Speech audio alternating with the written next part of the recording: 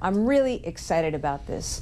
This is what this is about. This is an investment in the Massachusetts economy. It's about job creation, and it's about the recognition that 1 in 10 research and development jobs in the United States, 1 in 10, are here in Massachusetts. We have the highest percentage of STEM graduates. Per capita, we receive the greatest amount of venture funding. We also receive the greatest amount of NIH funds.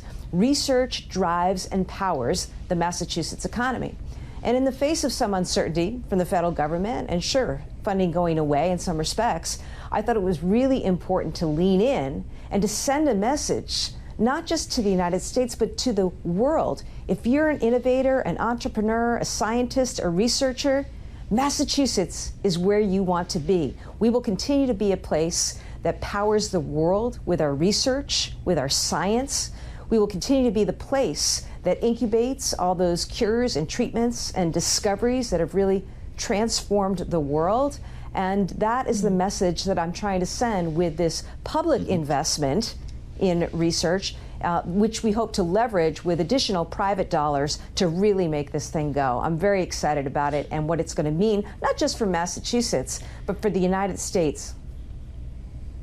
Well, Governor, that's what I wanted to ask you, as you talk about this being about job creation, but in some degree, if funding is going down, it also has to be about protecting existing jobs. So do you see the need here for this $400 million to actually grow to something much more substantial? Does that number need to get higher ultimately?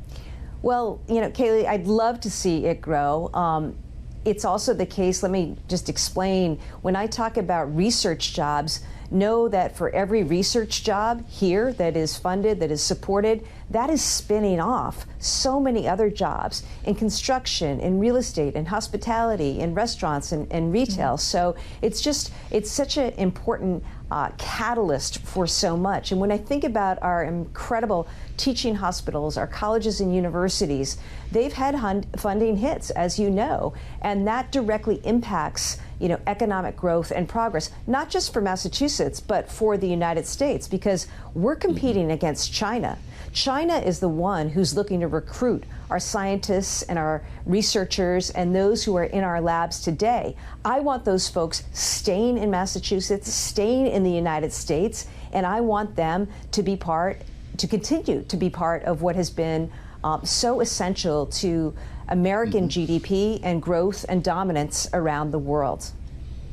I guess my question for you in this case, Governor, is would this be necessary if the federal government maintained the funding that Massachusetts was already enjoying? Or was this something that you wanted to reach for beyond the federal funding that you've seen come into Beacon Hill and do something more for research in Massachusetts? Was this idea underway before President Trump and the DOGE and the cuts?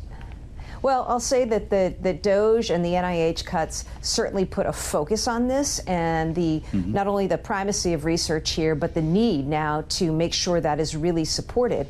It's also the case that we did not see prior to Donald Trump's actions the efforts to recruit on our campuses, at our teaching hospitals, at our preeminent world-renowned research institutions here in Massachusetts, the presence of so many people from so many countries looking to lure American talent and intellectual assets away. So it absolutely has been precipitated by what we've seen from the federal government. That said, as governor, I would have wanted to make this investment anyways, because this is about growth and innovation in our economy, which has always driven Massachusetts jobs and economic success here. Governor, as you well know, President Trump and his administration are in a bit of a battle with Harvard University specifically, and there has been reporting in recent days that Harvard is looking to spend, or open to spending at least, up to $500 million to settle with the administration. A group of House and Senate Democrats have now sent a letter to Harvard suggesting there will be a rigorous investigation if the school ultimately cuts a deal such as that. What would you advise Harvard to do here? Well, I haven't spoken with Harvard about this, and my hope is Harvard will make a decision that is in the best interests of academic freedom. I think that's really important and central to American higher ed. So we'll see how that goes. But, I have expressed my concerns about what the Trump administration has done in weaponizing, whether it's DOJ or other things against Harvard and other universities in an attempt to essentially silence critics, silence academic freedom. And, you know, that's just, to me, un-American. Governor Healey, you've been pretty outspoken about your opposition toward the president's tariff regime as well. With Canada specifically in mind here, you launched the Tariff Response and Business Operations Support Initiative to support local business, and you gathered a bunch of Northeastern governors and Canadian premiers back in June to talk about this. Canada is really feeling it. They're at 35% now, it looks like, outside of the USMCA. We looked at the numbers here. Massachusetts exported $3 billion in goods to Canada in 2024, making it the state's third largest trading partner. What will these tariffs on Canada mean for your economy? Well, tariffs are a tax. And, you know, I'm a governor who is trying to build housing as quickly as possible in my state. My lumber comes from Canada, right? So, you know, that's just one example of how reckless this is. Canada is our largest trading partner, of course, and you know the reason I brought together Canadian premiers and Northeast governors a few weeks ago was to send a message. We are your friends. We are your allies. We want to continue to do business with you. We want to continue to structure energy deals and, you know, support tourism and support trade. I mean, it is so integral to our economies on both sides of the border. So, you know, it's terribly disappointing, terribly frustrating to see the president continue to hammer on our great friend to the north. And it's going to hurt households and businesses here. And that's why I've tried to be proactive, reaching out, meeting with my Canadian allies and colleagues, working together with other governors on this issue, and also supporting our businesses here who are already feeling it. You know, I'm all for reshoring, okay? Let's be sensible and smart about what it is that's practical to reshore and what isn't. And you know, as governor, I'm very focused on this and just continue to be really dismayed at the devastation caused by this, because it's also the uncertainty, right? You don't have capital deployed in your state or in this country. You have people turning away from the United States for investment. That's not good for American competitiveness. That is not putting America first. Well, when we consider the uncertain nature of the president's tariff policy, knowing how frequently, Governor, that they have changed or deadlines have moved, is it so simple for businesses in Massachusetts? The tariffs go away. OK, great. We can make a different decision. Or do they have to think differently about that? I just wonder to what extent the impact will be permanent regardless of the decisions of the president.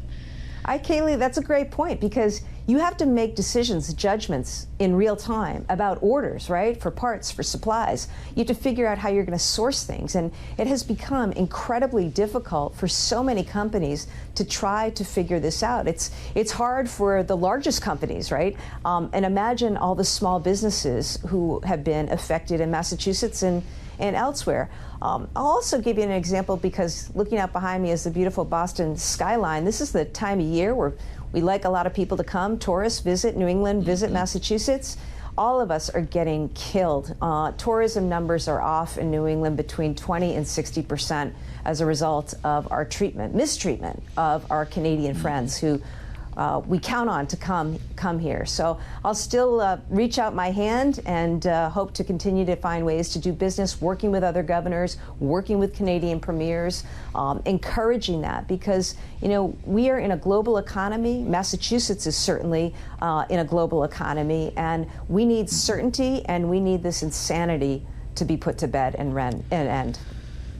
I want to ask you lastly, Governor, about the effort to redistrict in the state of Texas, and a trend that might become a national one as Republicans in Texas redraw the congressional map in an effort to generate 5 more seats that President Trump has asked for that are expected to be Republican seats, an effort to maintain the Republican majority, a very thin majority in the House. I bring this up with you because not only are you a Democratic leader in this country, but we talked to Senator Ted Cruz about this last night, and he brought up your state of Massachusetts. Listen to what he said. I'm in particular amused at the Democrats who are clutching their pearls, because the Democrats have always been much, much more ruthless in gerrymandering. I'll give you an example. The state of Massachusetts. State of Massachusetts, about 35% of Massachusetts votes Republican. About 60 to 65% votes Democrat. Do you know what percent of Massachusetts congressional delegation is Republican? I believe it's 0. Yeah. They drew it, so we also not a saw the single redistricting. Republican is elected. I reminded him of some of the other redistricting phenomena that have happened that redistrict a couple of lawmakers right out of their own districts. I'm just wondering if he has a point there, Governor, and where you'd put the Republican seat in Massachusetts. Yeah.